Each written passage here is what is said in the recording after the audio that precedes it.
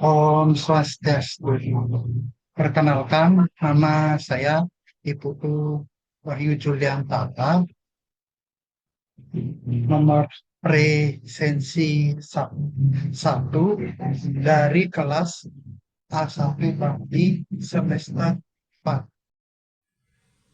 Nah, di sini kakak menjelaskan tentang ceritakan tentang tempat tinggalmu. Nah, nah, apakah kalian pernah dengar kata sejarah? Pernah nggak? Pernah ya. Eh, apakah yang dimaksud dengan sejarah? Kalian dan orang-orang di sekitar kalian semuanya pasti memiliki kisah di masa lalu. Begitupun dengan daerah tempat tinggal kalian. Nah, selanjutnya nih, kerajaan di Nusantara. Kerajaan yang pernah berkembang di Nusantara dipengaruhi oleh tiga corak budaya, yakni Hindu, Buddha, dan Islam. Terus selanjutnya, kerajaan bercorak Hindu Buddha dari berbagai peninggalan yang masih ada.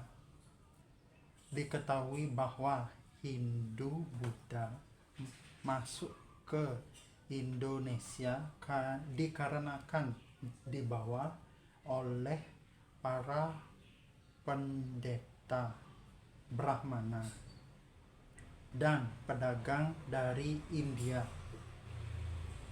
Nah, yang paling yang paling yang paling terkenal di Bali itu resi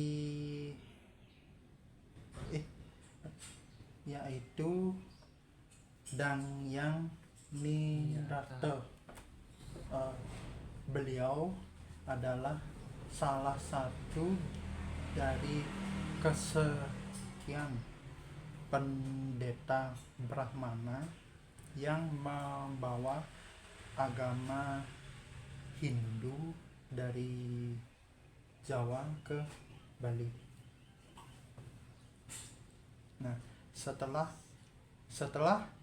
itu bermunculan kerajaan Islam di Indonesia. Nah, di sini ada yang bisa bantu kakak membaca, ya? Silakan, Puja, boleh. Agama Islam masuk ke Indonesia melalui para pedagang yang berasal dari Arab, Persia, dan Gujarat. Waktu itu kekuatan kerajaan Majapahit dan Sriwijaya sudah mulai melemah.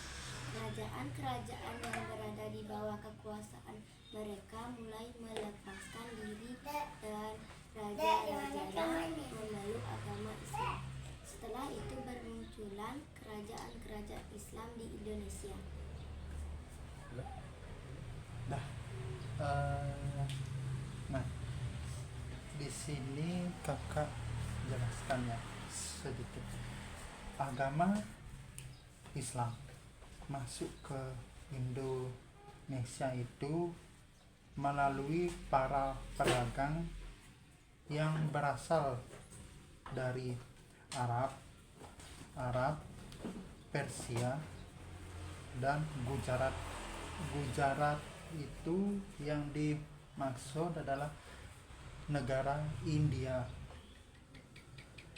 Nah, pada waktu itu kekuatan dari kerajaan Majapahit dan Sriwijaya sudah mulai melemah,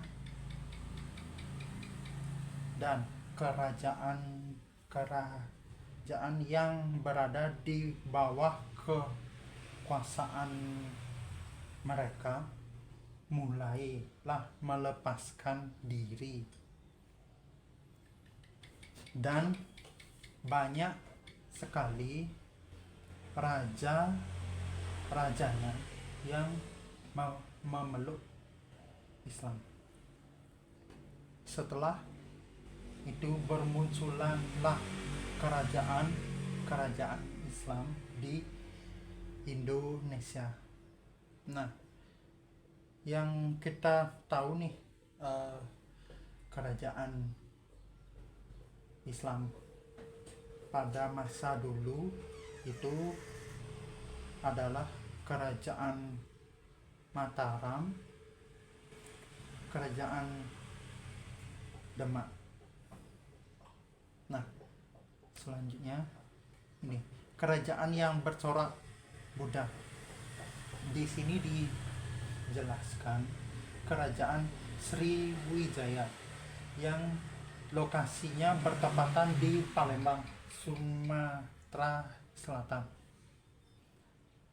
Agama yang dianut oleh kerajaan tersebut adalah agama Buddha. Nah, di sini dijelaskan kerajaan Buddha terbesar yang pernah ada di Indonesia. Nah, rajanya adalah Raja Balaputra Dewa.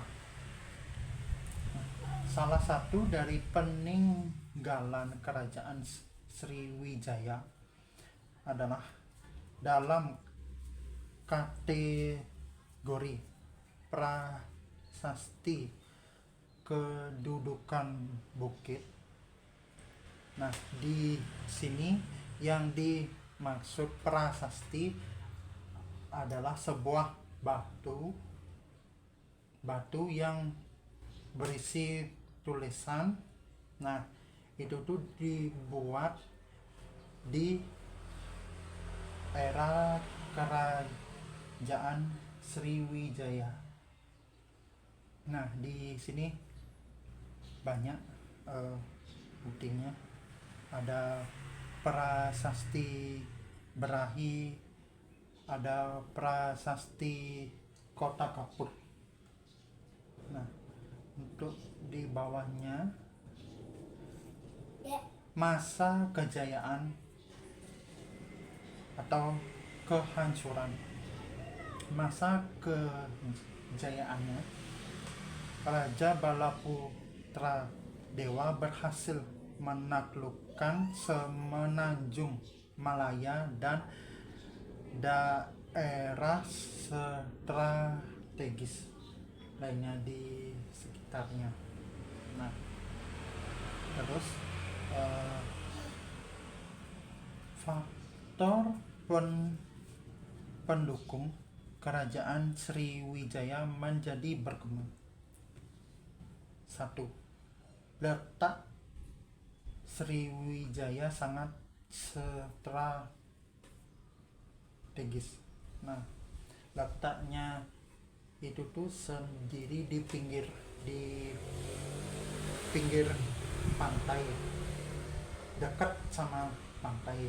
Jadi untuk akses perdagangan dari luar pulau ke pulau gampang. Nah, di sini kelihatan memiliki armada laut yang sangat kuat ya, pada masa itu. Nah, selanjutnya kerajaan yang bercorak induk. Di sini kakak ambil salah satunya kerajaan Gara yang berlokasi di muara Sungai Citarum, Jawa Barat. Nah, agamanya yang dianut adalah agama Hindu.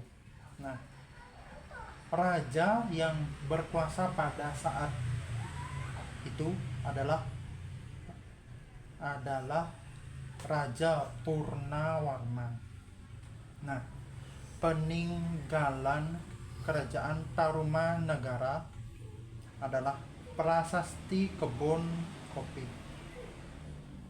Terus yang kedua prasasti Ciaruteun. Yang ketiga prasasti Pasirawi. Yang keempat prasasti Tugu. Yang kelima prasasti Muara Cianten. Nah, yang paling terkenal di sana adalah prasasti Ciaruteun. Nah, di dalam prasasti tersebut terdapat sebuah tulisan prasasti tersebut menggunakan bahasa Sanskerta dan huruf Pallawa. Di sana berisikan tentang keagungan dari Raja Purnawarman. Terus yang selanjutnya masa kejayaan atau kehancuran. Nah, masa kejayaan Raja Purnawarman mencapai puncak kejayaan dapat dilihat dari kesejahteraan rakyat yang dibuktikan dari prasasti Tugu, di mana memerintahkan rakyatnya untuk membangun saluran air dari sungai Gomati ke Candrabagasi yang berfungsi untuk mencegah banjir. Alat transportasi, pengairan sawah, dan juga pelayaran dan perdagangan pada masa itu. Nah, selanjutnya ini. Nah, peninggalan masa kerajaan Hindu-Buddha, candi. Nah, adik-adik tahu nggak ini namanya candi apa? Nah, kakak kasih pilihan nih. Yang A, Candi Prambanan. B, Candi Borobudur. Yang C, Candi Songo. Yang mana?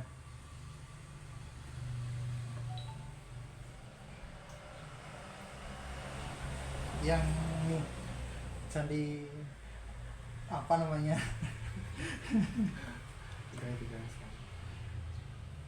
Candi apa namanya? Jawab aja salah satu itu boleh. Salah satu ya, pilih. Yang menurut Salah. Mbak paling gitu. Kalau salah nggak apa-apa kok, santai aja. Yang mana kira-kira yang paling cocok namanya? Ini loh. Ini letaknya di Magelang, Jawa Tengah. Dekat Jogja dianya. Ini namanya Candi Borobudur. Ini peninggalan masa Hindu dan Buddha. Candi Borobudur itu sendiri adalah peninggalan dari kerajaan Buddha. Nah, kalau kerajaan Hindu itu Candi Prambanan. Ya, tahu nggak Candi Prambanan bentuknya? Nah, kalau Candi Prambanan itu dia bentuknya tinggi dan setiap candi itu berbeda bentuknya. Ada yang sama, ada yang tidak, ada yang utuh, ada yang tidak utuh. Nah, di sini banyak ya candi yang bercorak Hindu Buddha. Nah, terus selanjutnya ini peninggalan masa kerajaan Hindu dan Buddha. Arca ya, Arca Sang Buddha Gautama. Nah, dan juga Arca Buddha dari Perunggu di Sempaga, Sulawesi Selatan. Yang dimaksud arca perunggu itu tuh terbuat dari perak dia. Nih, contohnya ini terbuat dari perak dia. Nah, selanjutnya ini peninggalan masa kerajaan Hindu dan Buddha. Nah, ini yang dinamakan prasasti. Dari batu buatnya, ditulis pakai kapur, dipahat ya itu.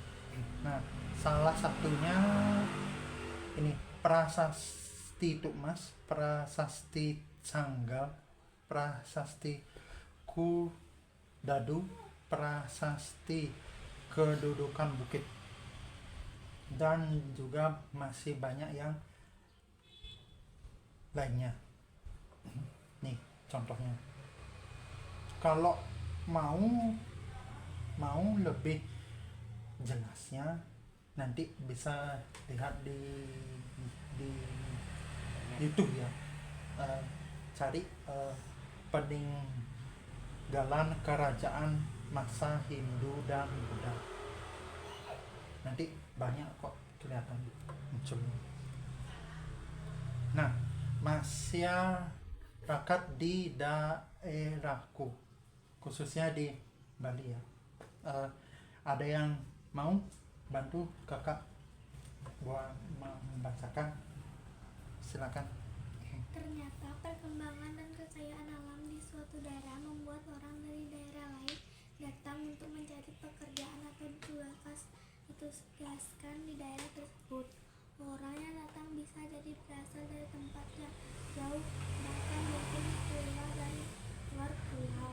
Ada juga yang berasal dari luar negeri. Nah, contohnya itu tuh seperti di Bali ya. Contoh nyata nih. Nah, penduduk asli Bali itu berapa sih? Enggak banyak kan pastinya. Ada yang dari Jawa ke Bali cuman buat kerja di Bali dan tinggal di Bali ya. Mereka disebut orang yang perantau. Mereka meninggalkan kampung dan desa tempat tinggalnya, terus merantau ke Bali. Seperti itu contohnya. Nah, ini nih contohnya. Masyarakat di daerahku yang pertama. Dulu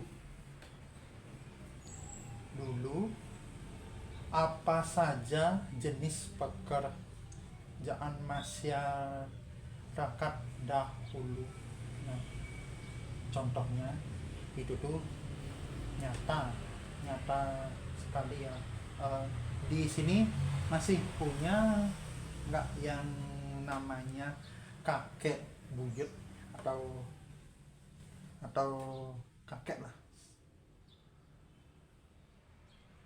Nggak ada ya, nggak punya. Nah,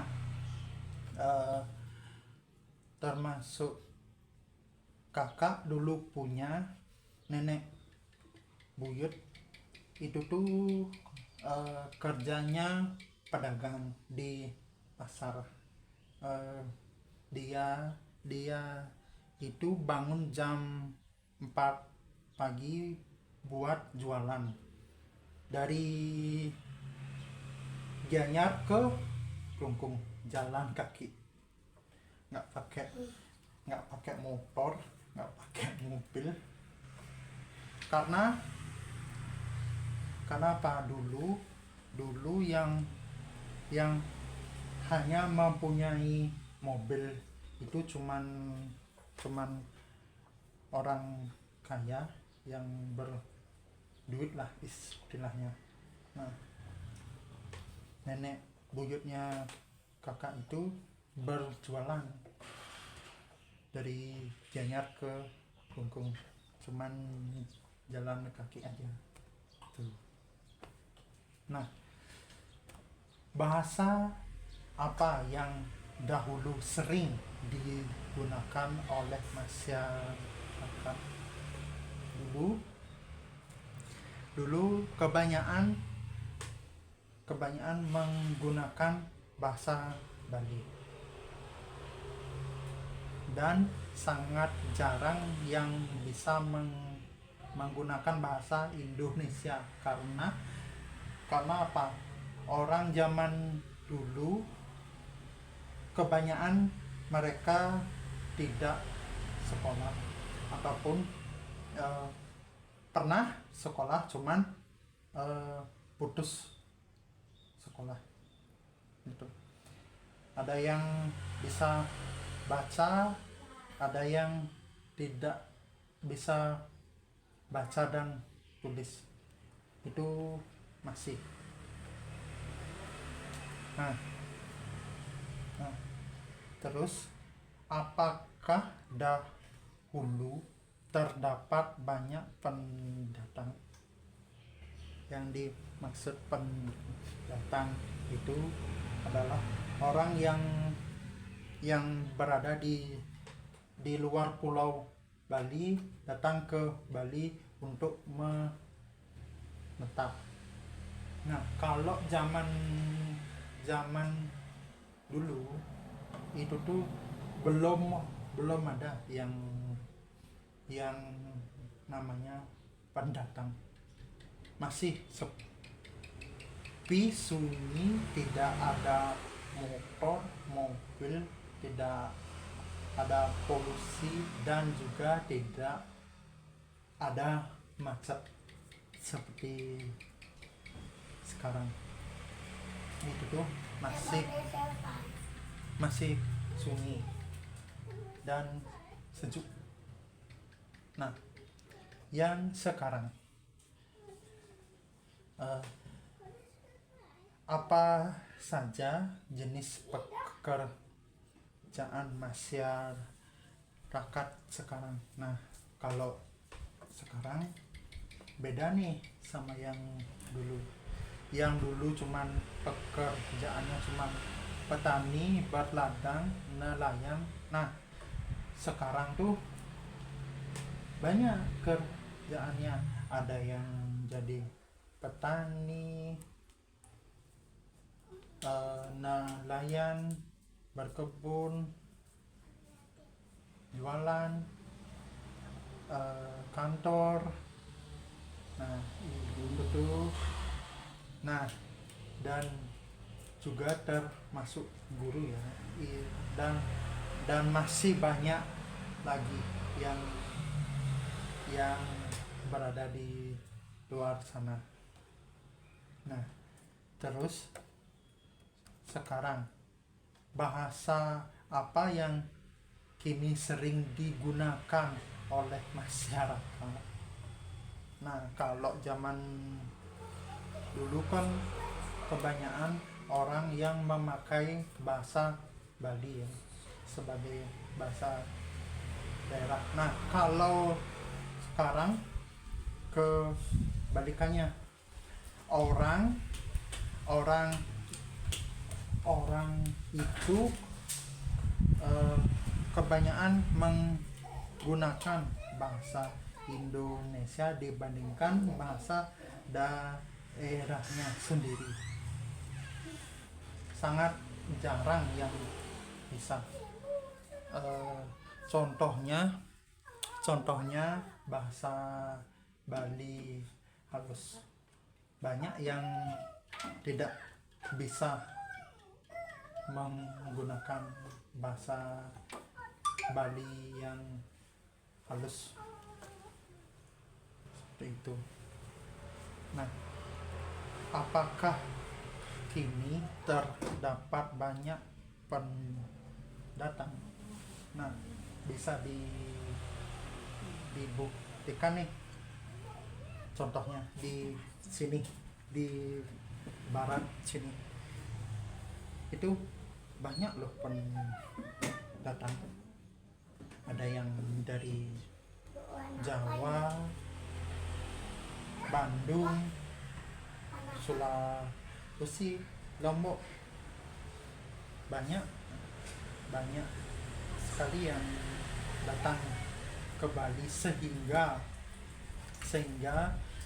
menimbulkan kemacetan di mana-mana. Contohnya seperti di Sanur tuh. Nah, kalau di Sanur tuh dia macetnya parah.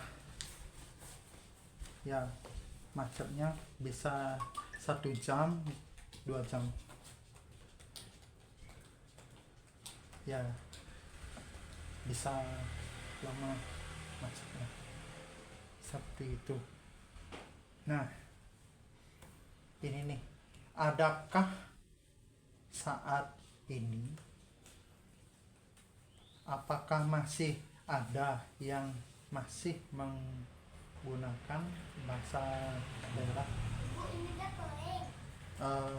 Menurut adik-adik nih, apakah masih ada nggak yang didengar gitu, yang menggunakan bahasa daerah? Jarang ya, sangat jarang sekali. Nah, untuk selanjutnya nih, di sini ada yang mau bantu kakak buat baca? Seiring dengan banyaknya pendatang yang masuk ke suatu daerah, perkembangan daerah pun menjadi banyak terjadi. Ada budaya yang mungkin juga berubah atau mengalami pengeseran. Kemudian muncullah istilah akulturasi dan asimilasi. Akulturasi adalah pencampuran dua budaya atau lebih. Biasanya muncul karena masuknya unsur kebudayaan asing di suatu daerah. Nah, di sini kelihatan ini, di sini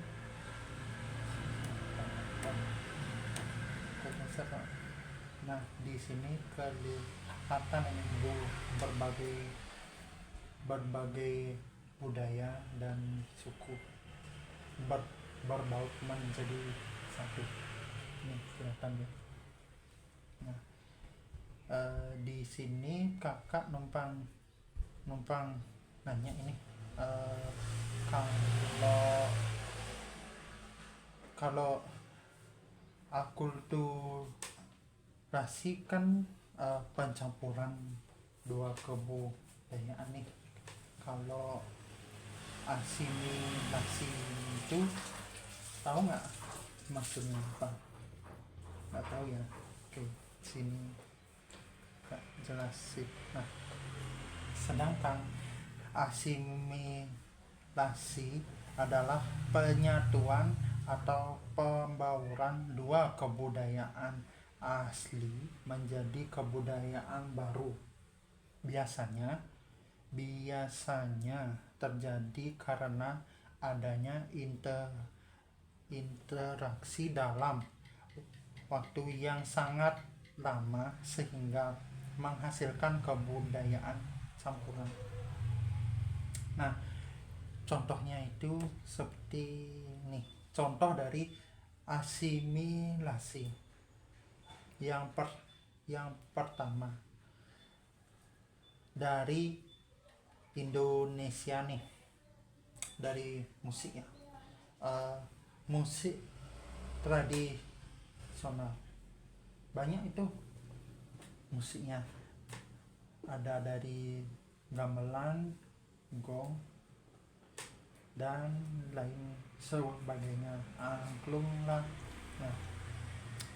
Nah, terus dari budaya tradisional atau musik itu menjadi musik dangdut. Nah, sekarang kan banyak itu yang di TikTok itu. Nah, mereka itu mengambil musik tradisional kita itu tuh dirubah menjadi musik dangdut. Itu banyak loh. Nah, terus yang budaya asing, musik India. Nah, contohnya nih yang paling dekat nih, musik Korea deh. Nah, siapa sih yang tidak suka yang namanya Korea? Pasti semuanya suka ya. Nah, itu tuh banyak sekali dirubah ke dangdut ya, musik Korea itu. Nah, terus selanjutnya dari bahasa yang digunakan adalah bahasa Indonesia. Nah, terus budaya barunya bahasa serapan. Yang dimaksud tuh adalah nih, contohnya jus, kantor, buncis, dan lain sebagainya. Terus bahasa asing yang contohnya banyak deh. Ada bahasa Korea, bahasa Jepang,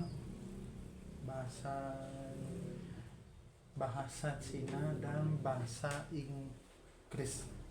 Itu bisa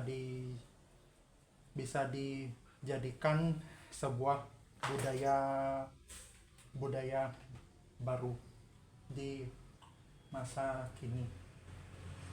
Nah, untuk tadi di sini ada yang mau bantu kakak membacakan sebuah kesimpulannya tadi barengan ya.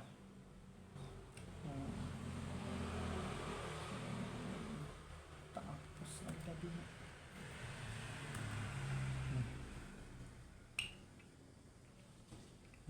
Tadi ini.